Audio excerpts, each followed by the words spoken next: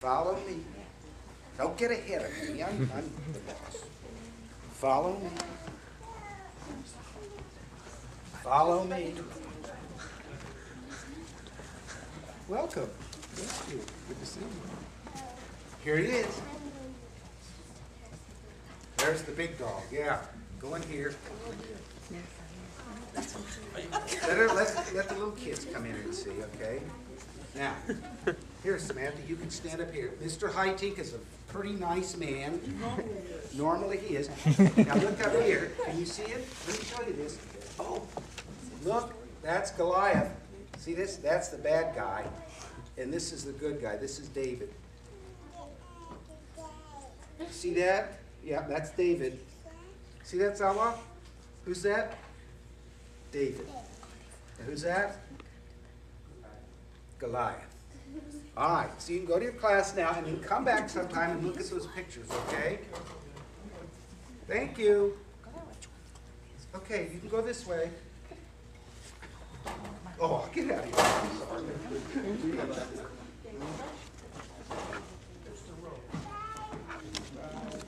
Okay, I will.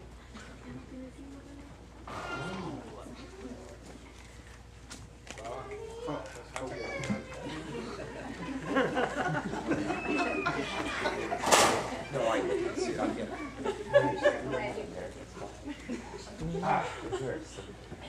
Well, I'm sure that some of you are wondering why I didn't have Dr. Haddad come up here. And what happened is I got so happy to see Mr. Stubenrausch come back, and I lost my place in the bulletin. So Suhail would like to come up and offer a minute for mission, and I apologize for getting him out of place. But we had fun anyway.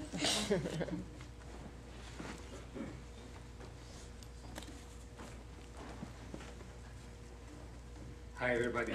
I'm not as tall as Joe or as eloquent as he is, but for those who don't know Jackson Kaguri, he's the guy who started a school in southwestern Uganda. He's from that area and he started the school, and then he wrote a book about it, and the church here has been very instrumental in getting the fundraising and going of the, to build the church. Actually, David and Ellen and Sarah Cochran and Karen Like are all mentioned in the book.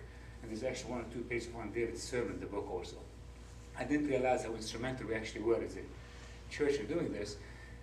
But reading the book really kind of opened my eyes to that. And it's a very nice book. And when I finished reading it, I asked my wife if we could have a 12-week Bible study over it. She said, no way. About 6-week Bible study. She said, why don't you go and talk to David? So I came and talked to David. I said, David, can I give a sermon over this thing? He said, you can't give a sermon over this, but you can give minutes for mission. So about 3 minutes for mission. He said, okay. So I have 3 minutes to go then. Now, the nice thing about this is that the church as a whole, and lots of us individually, have given money and have been to banquets and have bought things on the auction. And it was very good helping that school. That was a great thing to do. And if you have a checklist of good things to do for Christ, that was a great thing to go for, and a great mission, because we're not only helping people, we're helping small kids, we're helping kids in foreign countries, we're helping poor kids, we're helping not single orphan, but double orphan kids. The checklist just goes on. We're helping double orphans from AIDS, we're helping double orphans from AIDS have an education, feed them, and clothe them. And if you look at the outside, you can see all of these very nice uniforms we were able to, part of the church to give these kids. So the checklist went on. This was a great mission for us, and so when you get up there in front of Jesus Christ someday, this was a great thing to show. We had check. Great thing we have over. And then I read the book here. When I read the book, it gives a totally whole dimension to this thing.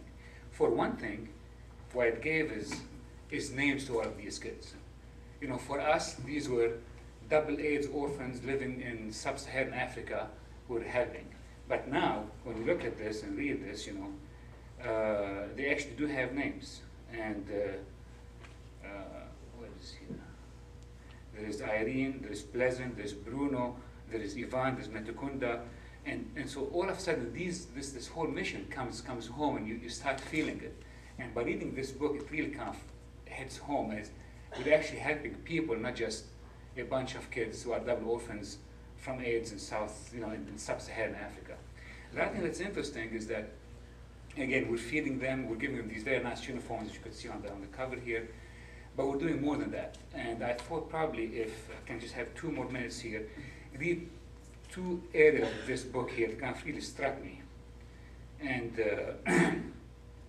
so this is about a girl, her name is Pleasant. So at age 14, Pleasant was lured to the nearby city of Rukungiri with rumors of employment. Now 14, that is younger than my daughter Yasmina. Excuse me. You will work in a canteen selling foods and drinks, she had been told. So it seemed an easy way to earn money to support her grandmother and brothers, because she was a double AIDS orphan also. When she arrived, an older woman fussed over her, having her hair styled and her nails painted. It was exciting to see the bustling city and be treated as someone special. And remember, this is a kid who's younger than my daughter Yasmina. I mean, not much more than some of our kids here. She was very happy. Happiness was soon replaced by fear. Held in a house with other girls, she discovered they washed clothing during the day, but the real occupation took place at night. Her first evening there, the girls were transported to a small room in a motel where they met 3 men stinking of alcohol. When the men discovered Pleasant, it's kind of ironic what the name is, huh? Pleasant. Pleasant was new. They dragged her into the next room, plied her with gin, and raped her multiple times. Pleasant threw herself in the older woman's arms, crying until she had shed every tear. There, the woman said, you will get used to it. Pleasant continued to be prostituted. Her days were filled with washing clothing, and her nights with satisfying drunken men. The girls worked together, ate together, and slept together, and although she was not strictly a prisoner, she was never left alone. Escape seemed impossible. It took the help of an undercover policeman to find Pleasant and bring her back to the village, which is Nayaka. Her grandmother fainted when she learned of Pleasant's ordeal. All along she had believed Pleasant was working in a canteen, sending notes home saying, Mukaka. Mukaka is grandmother in the dialect there. Mukaka, I am doing okay. Here is the money to help you out. Pleasant was angry and embarrassed at first, but once she understood there were people who loved and supported her, and that she did not need to sacrifice herself for her family, she returned to school. So the school was not only helping double AIDS orphans who are 6, 7 years old and running merrily in the meadows of Nayaka, learn and feed them, they would have people like Pleasant. And one of the other stories kind of really struck me, and I am saying this because it's a good idea for you guys, if we have those who have not bought this book, is to buy this book, as guess part of this goes to Nayaka. And you can give it as presents to people who would like to get involved in this endeavor. And again, because we're really kind of helping these kids eat and study, and we're buying them very cool looking uniforms. Very cool uniforms. So this, the second reading here is about a girl, her name is Scovia. Scovia was, I think, 6 or 7 maybe, and Scovia had AIDS because of her mother. So her mother had AIDS, and when Scovia was born, she was born with AIDS. But she still managed to kind of live a long time and go to school to Nayaka, but then AIDS finally got the best of her. And so Jackson, who we all met here, goes to see her in the hospital where she was, about 100 or so miles away from the village. And so he gets in there and he sees the grandmother. And the grandmother says, thank you for coming, her Mukaka said. Mukaka again is his grandmother. I should have come earlier, I said. Every child in Nayaka was my child. She is my adopted niece. I turned my attention to Scovia. I have brought you something. I unwrapped the bread and offered her a piece. Scovia managed a weak smile. She cannot eat much, her Mukaka said. I will soak it in milk that she might swallow a little piece. Her Mukaka's hand trembled when she took the bread. She dunked it in the cup near Scovia's mat and leaned over the girl. Scovia took the bread between her cracked lips. Milk trickled down one side of her face, but she swallowed a bit of the bread. Her eyes closed. Her Mukaka wiped the milk away and smoothed the white collar around the neck. Remember the white collar? The white collar around her neck. She's wearing her uniform, I said. She wants to be ready for the resurrection, her Mukaka pulled back at the blanket. She wishes to be buried in her uniform, so she will not worry about dressing up when Jesus calls. This is what we're doing for these kids, guys. Let's keep it up.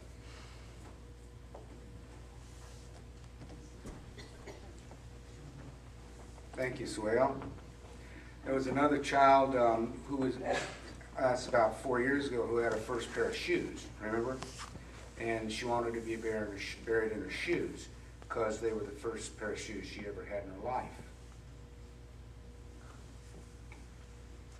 And so that she would be ready for Jesus and look pretty.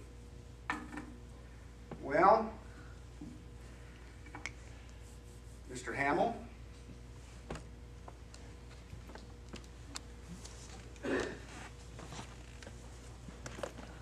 I won't be nearly as long or as eloquent as Suhail. It's an exciting moment for our church. I'd like to invite Angel Wood Hewlin to come forward, please.